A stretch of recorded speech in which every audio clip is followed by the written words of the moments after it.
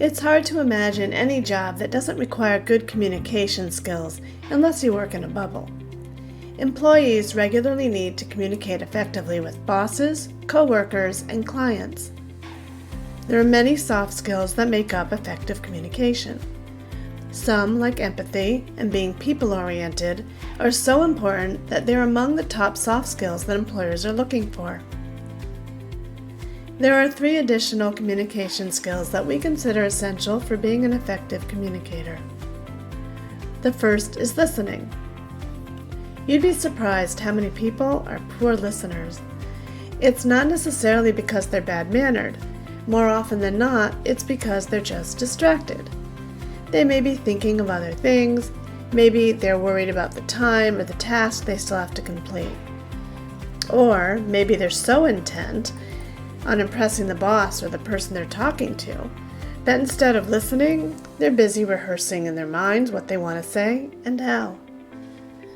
Being a good listener means consciously focusing on what the other is saying.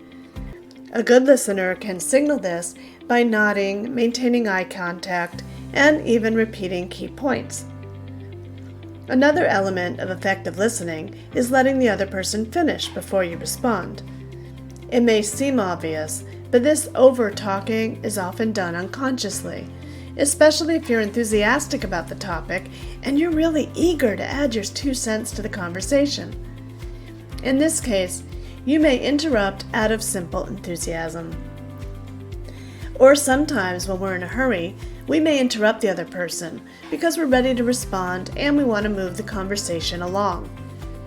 Being a good listener means being patient and allowing the other person to finish speaking before we respond. You don't want to show your impatience through fidgeting or other body language. The second communication skill is clarity.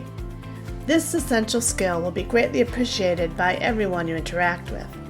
Most companies are busy places, and time is at a premium with a lot going on.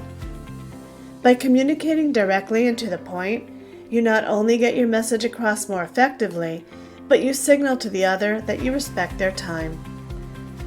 Storytelling is a wonderful skill, but it's not appropriate in all situations. When time is at a premium, clarity is essential. State the issue directly. Give only enough context as is necessary, not too much, not too little. Then close with a specific call to action.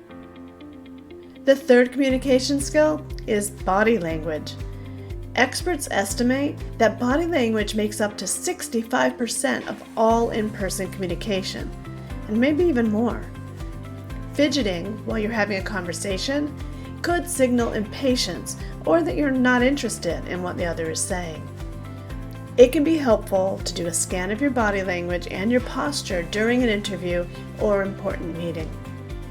Does your body look tense, bored, relaxed, half asleep?